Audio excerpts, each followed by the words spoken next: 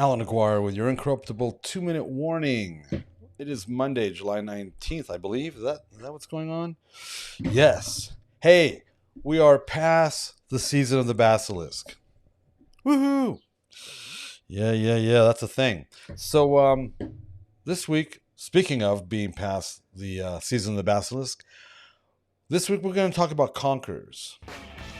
For some reason, well, I think it's obviously the enemy that's involved, but we have been led to believe, it's kind of like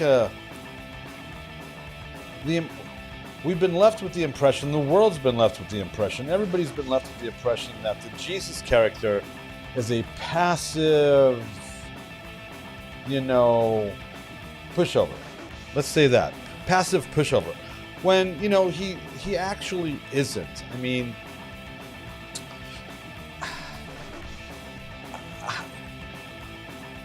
he's all about love, mercy, peace, all that stuff. Obviously, no one's suggesting that he's not.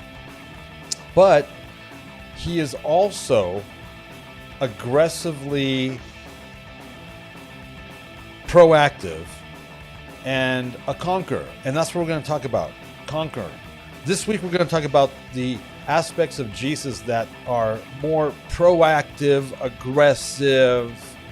The parable of the talents and the minas depicts Jesus as a shrewd. You're a shrewd man. I was afraid of you. That's what the one talent guy said.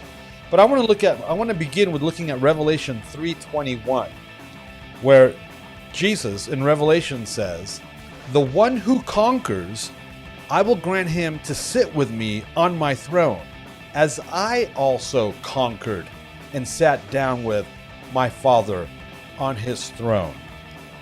This is pretty interesting thing. One, we have the proactiveness of the one who conquers, I will grant him to sit with me on my throne. And then he uses his example of conquering and sitting down with his Father on his throne. What did he conquer? Death.